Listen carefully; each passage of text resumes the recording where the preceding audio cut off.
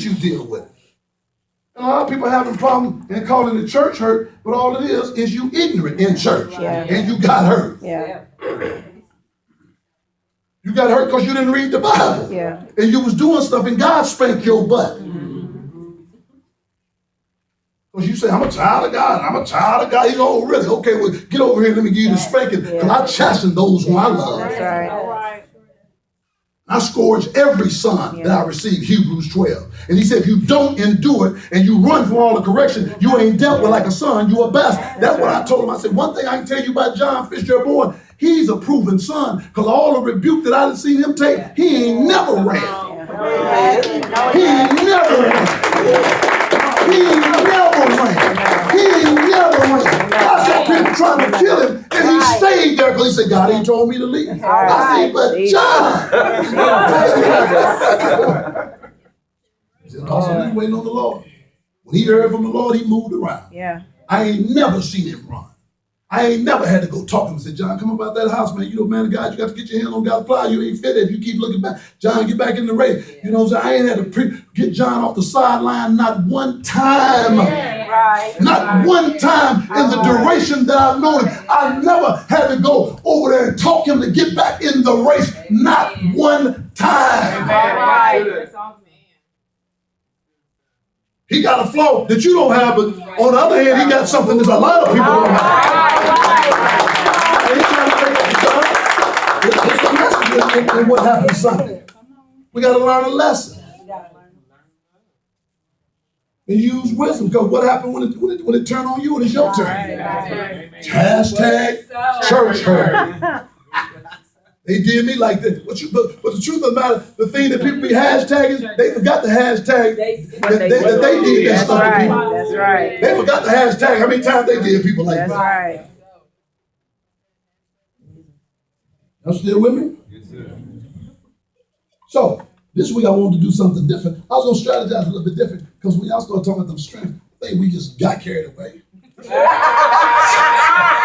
I'm going to talk about these weaknesses, and we're going to run through them, but we're going to limit it, because I don't want you to start talking about, all your weaknesses. I want to talk about leadership weaknesses.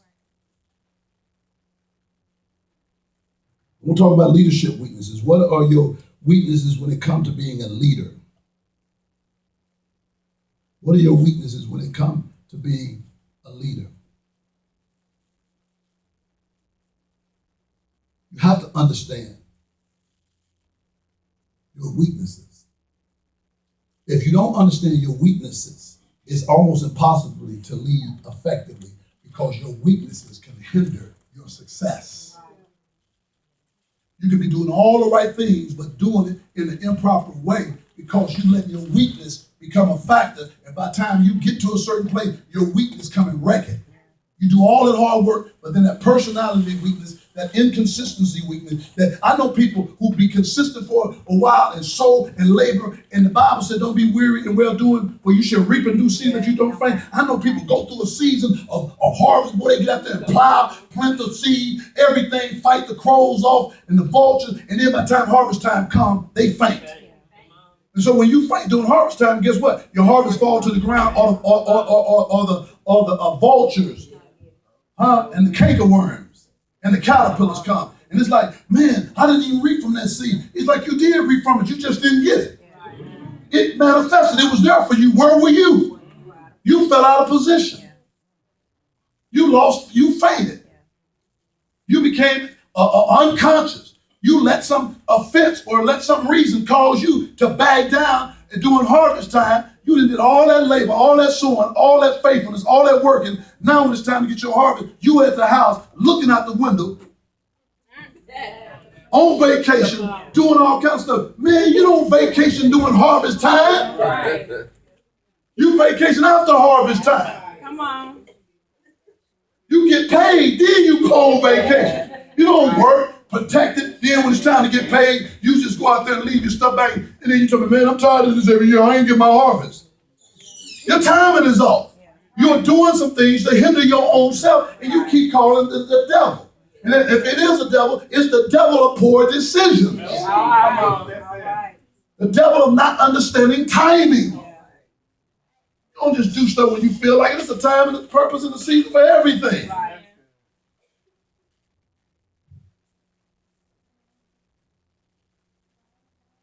You have to understand what your weakness is. When you understand what your weakness is, you'll shut the door and you'll stop some cycles and you'll stop some stuff in this track.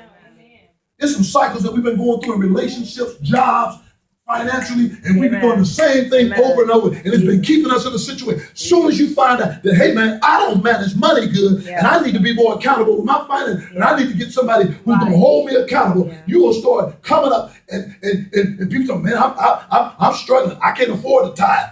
And I guess you can't when you eat out at every place you see when you just got through eating out. Right.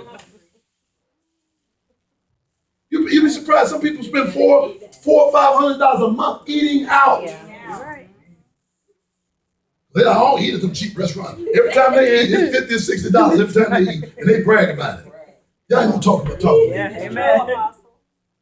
You do that 10 times in 30 days. That's easy. Right.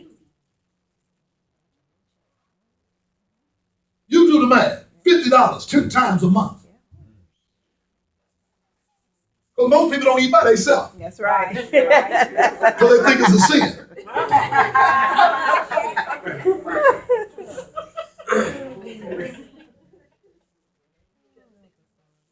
Y'all ain't listening to me. I'm still talking about leadership. Because if you don't understand your strengths and weaknesses, modify them, we'll be blind leaders. And what blind leaders do? They lead the blind. And what do? They both fall in the ditch. So people will be operating just like you. So the people close to you, y'all will all be birds of a feather. All y'all broke. All y'all miserable. All y'all murmurers and complainers. All of y'all troublemakers. Y'all all liars. And all y'all can't keep no relationship. But we came in agreement, and that's why we the three musketeers, all for one and one for all. All for one and one for all. We all fall down. And it's a camaraderie. Because y'all a team. And it's amazing what people have joined up to be a team with. Huh? It's amazing what people team up with.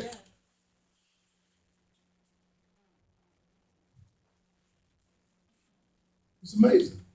Some people team up with people that they can control. Some people team up with cookie cutter people because they're intimidated by people who don't think like them. People who challenge their thought and come to perfect them, they get intimidated. They got to get around people who feed off into their insecurity and make them feel secure. Not people who challenge them and say, man, when you going to come up off that crap? You've been doing that stuff too long. Man, you 40 years old and still feeling sorry for yourself. Tell me what happened to you when you was 5. Come on, Jackson 5. That's all you hear. Like, man, when you going to get over it? They didn't want to preach to somebody. They didn't want to prophesy and lay hands on somebody. Put your hands on me with that stuff. I don't like people. I don't like everybody just touching me. I ain't scared of just no spirit jumping off on me because my spirit's strong enough for your spirit just to jump on me.